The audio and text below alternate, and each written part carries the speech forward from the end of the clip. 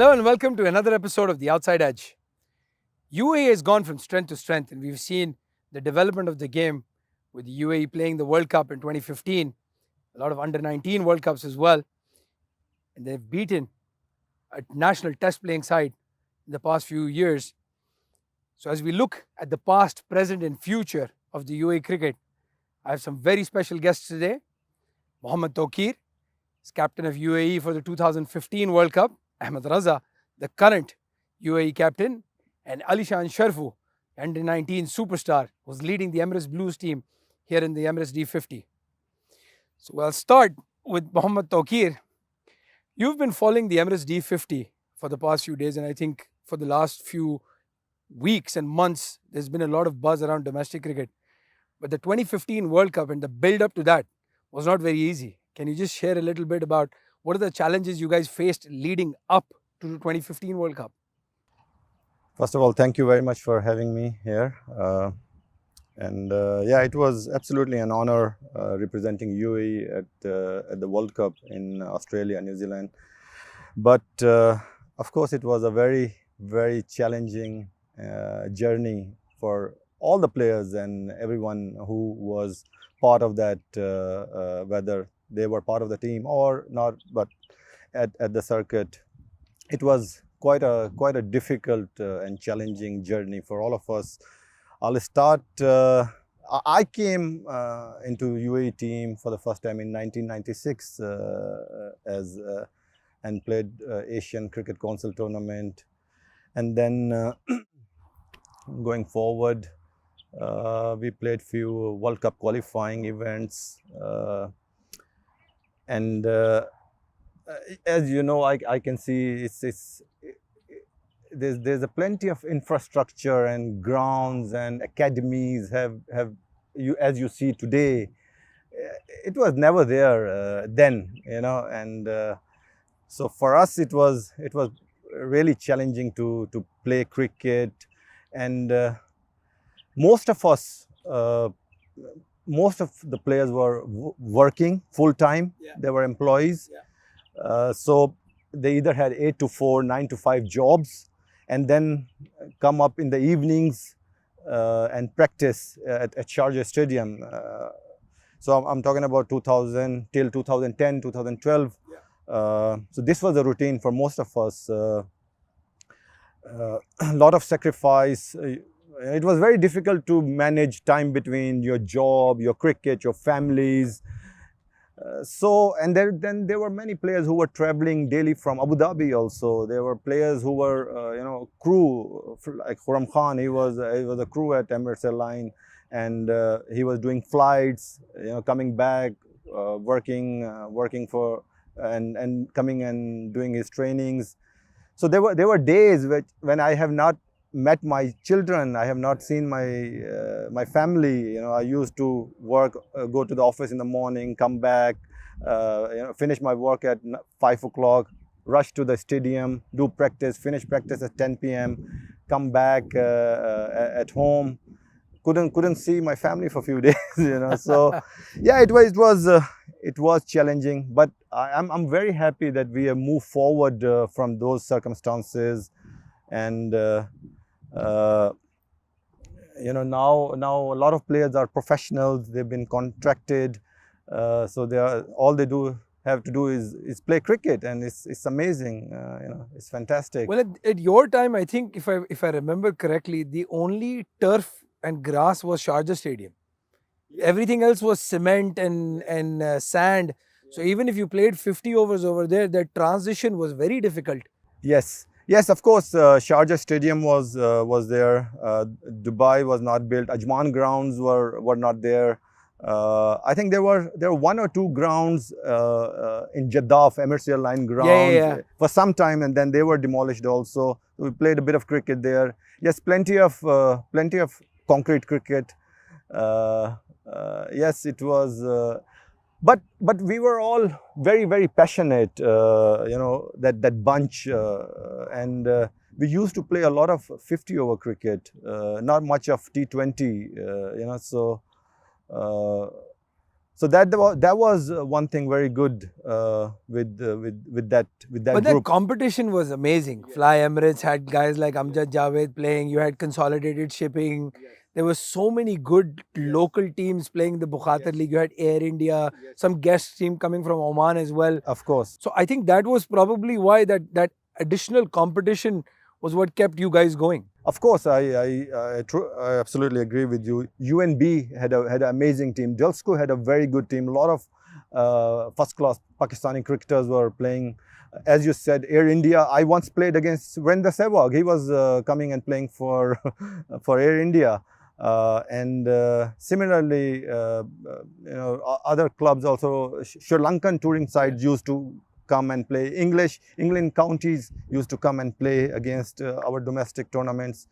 So yeah, amazing journey. Nice. Well, thank you for sharing with us. I'll come back to you in a bit. Ahmed, you've been part of that roller coaster as well. I think with the 2015 World Cup, you missed out on it. But since then, you've been an integral part of the growth of the game. So why don't you talk us through a little bit about, again, those challenges you face, but then how has that infrastructure developed? And what is it that you see now that you think will take UAE up to the next level? Yeah, I think I'm one of the few players who've actually seen both sides of it.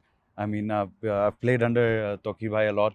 I started playing the first time I played Bukhate League was alongside him, and again, I think back then, I mean, there was so much to learn from these stalwarts of UAE cricket. I mean, we all looked up as kids. We all looked up to Taqir Bhai, Ali Asad, Khurram Khan, Arshad Ali. I mean, I can go on and name so many of those players. We really looked up to them, and they were always there whenever we needed help. So I've seen both sides of this transition. Hence, I can't take anything for granted. For us to be in this position, we are really privileged, and it's not a matter of last few years. It's the hard work of a decade or even more. So I think where UAE cricket is heading right now I mean, the graph looks brilliant, but I also agree with Taqir Bhai here that there used to be a lot more 50-over crickets. Hence, this tournament becomes even more vital. This fixture in our calendar becomes a really important one because with so much of T20 cricket, I think we lack that 50-over patience and how to build an innings and how to bowl in tandem, how to be patient with the ball. I think you lose all of that because with T20, how quickly things change and how the pace of the game is. Even Ramadan cricket back then used to be a 35 Yeah. overs event, and those Oman touring side Yeah, used to yeah. come and play in that. I mean, that was, I think, the golden era of the domestic cricket. But it's good to see that it's going back to where it was. I think our domestic cricket is getting better, and these addition of D20 and D50 is, I think it's brilliant. Or would you think that again there is a little bit more focus on quantity rather than quality? I think at the time when Tokir played, there was a lot more quality. I mean, I can tell you for a fact, the all-rounders like Naimullah and Javed would kill to play in conditions like this. So maybe, as you said, just you can't take those things for granted now, can you? Yeah, I think if you look at domestic teams back then, I think Emirates Airlines had 6 players who were representing UAE. UNB had 15 first-class players back then. ECB Blues had majority of the UAE players playing in that.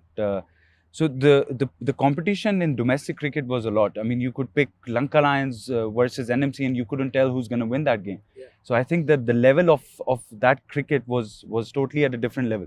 But now again, as I've said this before, I think this tournament and going forward, hopefully, maybe we could make this twice a year, D50, because our bigger goal is to qualify for the 2023 50-over World Cups, and it will be better if we play more 50-over games and get that into our systems. Nice. So let's move on to the youth, the future of UAE cricket. Alishan, you guys play a lot of 50-over cricket, but it's more of a camp environment. It's not as competitive as playing a tournament here, right? First of all, thank you for having me, and I feel privileged to be next to these two legends of UAE cricket. Again, yeah, we do play a lot of 50-over cricket, and it is more of a camp environment. But I think I rate the standard quite highly because everyone's at the end of the day playing for their sport, and they want to do well for themselves. And I think as a setup, we're moving towards in the right direction, with the initiative of having two under 19 or under 21s in your 11, even in this tournament. So I think we're moving towards in the right direction. So it's upon us to grab these opportunities and move forward. But there must be a lot of pressure now. You've played one under 19 World Cup. I think you're going for the second one as well. So a lot of eyes on and ears on you guys. These two have been through the mud, or dragged through the mud, so to speak. Some would think you guys have gotten it on a golden spoon. So I think there is a point to prove there for the young guys. I mean, yeah, we are fortunate enough to have qualified for this World Cup as well. But I feel that even our last World Cup, it was a lot of unfinished business, I would say, because it was quite heartbreaking how we didn't go through to the Super Eights because of a rained out game against South Africa. So hopefully bigger and better things this time, and we'll try to make the most out of what we have. Well, I can tell you for a fact, everybody will be following what you guys are doing. I'm going to come back to you, Tokir. Now, you're an Emirati. We've seen very little influence from the Emiratis and Emirati families in towards cricket. We can understand. Obviously, they don't grasp the fact that you could play for 7 or 8 hours, or in the case of a Test match, play for 5 days without a result. I had a very interesting chat with Shaji, who's been the pioneer for T10 cricket. Do you think T10 or that 10 over format or 20 over format could be something that could interest Emirati children to look at cricket? Yeah, I agree with you. T10 is a short, being a shorter format. It could be attractive, but I think cricket is being played here for last 40-50 years, and I think we should have developed few more or produced few more Emirati cricketers, or introduce the game to the grassroots level. I think unfortunately this has not been done. And I was talking to Dilip Mendes, the Oman coach, a month back, and he informed me there are 7 Omani national cricketers only, 7 teams of Omani national only. They are playing their domestic level, and this is amazing work. And it was shocking, and unfortunately, here, we I think currently I don't see any. We had few players in the past who have played the game and retired, but I think there's not much focus on producing or teaching the game to the grassroots level. Well, one thing I understand is, again, this tournament being broadcast on Dubai Sports and Dubai Radia, there is definitely that shift towards that demographic to get those kids interested as well. I had a chat with Najib, and he mentioned that there is a proactive recruitment drive going on as well in schools. Aman, maybe you can fill us in a little bit about, what is the plan to help develop this game from an Emirati point of view as well, but also how's the preps for you guys going from the 50 over game now that you want to qualify for the 23 World Cup? Yeah, I think rightly said. This work has to be done at the grassroots level. We've got a great setup in a land which focuses only on Emiratis, which program has been going on for about 2 to 3 years. And again, that it's going to take some time. I hope we see more Emiratis playing this great sport. And I think with the Dubai Riyadiyah, I think we are targeting a new audience. We are targeting more Emiratis to this game, and hopefully going forward as well. I think if more cricket is televised on Dubai Riyadiyah, I think we'll have a bigger audience. We'll have an audience which is full of Emiratis. And having said that, I think the number of UAE grown players has increased as well, and I think that goes back to the national team, which has been doing well. We've introduced contracts.